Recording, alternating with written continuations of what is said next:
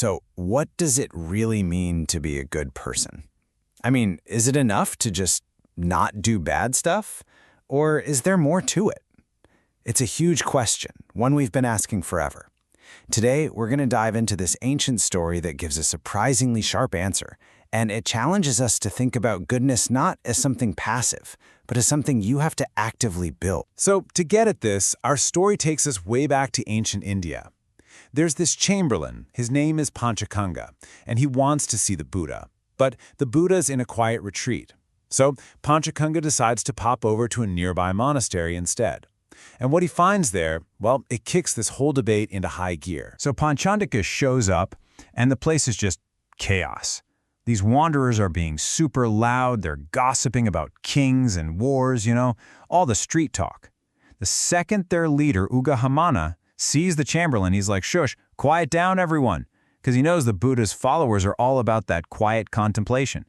And this moment, this contrast between all that noise and the quiet he was seeking, it perfectly sets the stage for what's about to happen. Okay, so once everyone settles down, Ugahamamana lays out his definition of a truly accomplished person, what he calls an invincible ascetic. And his answer is, well, it's really simple. On the surface, it sounds like a totally sensible moral code. He just boils it all down to 4 key things. So here's his list. Don't do bad things, don't say bad things, don't think bad things, and don't have a shady job. Sounds pretty good, right? It's like a simple checklist for being a decent human being.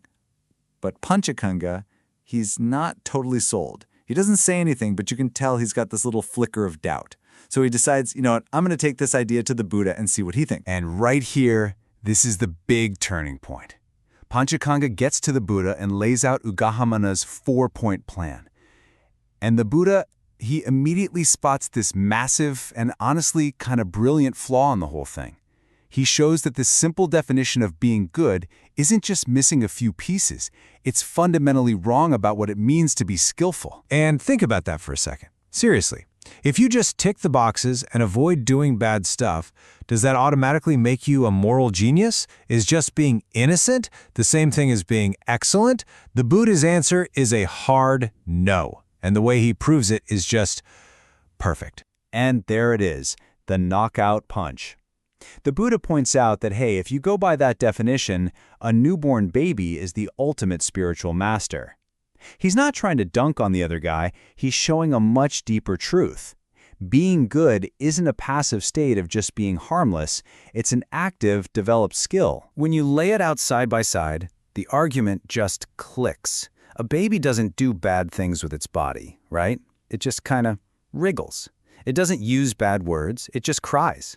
It certainly doesn't have a bad livelihood. So if you follow Ugahamana's logic, the baby is at the pinnacle of spiritual achievement. By showing how that simple definition makes a wise ascetic and a helpless baby equal, the Buddha proves that the definition just doesn't work. So, okay, if the simple don't do this checklist is out, what's the alternative? Well, the Buddha doesn't just tear down the old idea. He builds up a new one that's way more powerful.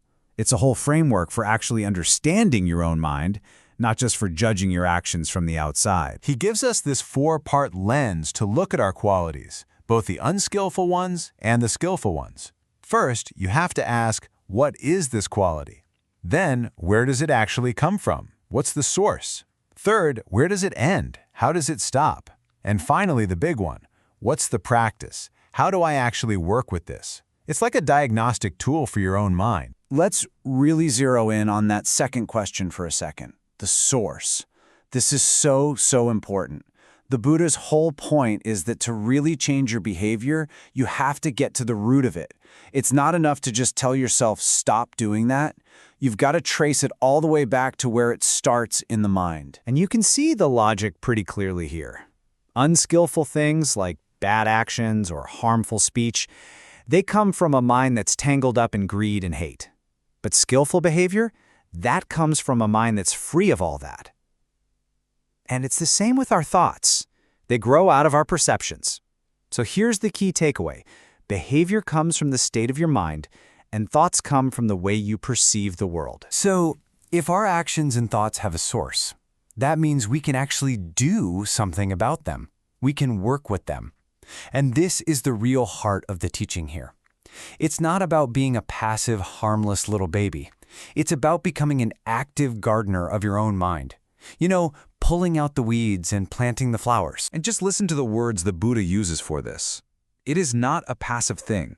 He says you have to generate enthusiasm, try, make an effort, exert the mind, and strive.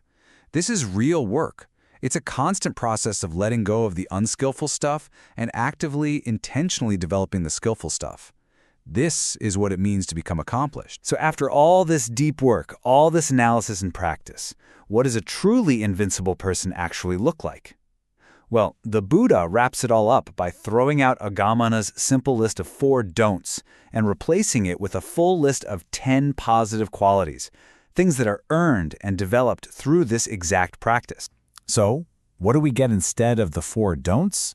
We get 10 positive attainments. These aren't things you're just born with or things you get by avoiding trouble. These are qualities you have to actively build inside yourself. And this list is a complete system. You've got right view and thought, right speech and action, right livelihood. Then you have right effort, mindfulness, and immersion, which together make up the famous Noble Eightfold Path. And all of that leads to the final 2, right knowledge and right freedom. This is an entire universe away from the simple idea of just not messing up. So this whole story leaves us with a pretty big question to ask ourselves. Is our own goodness just an absence of bad things, kind of like that harmless baby? Or is it an active daily practice of skill, like the accomplished adept? This debate from thousands of years ago doesn't just ask us what goodness is, it asks us how we're going to build it.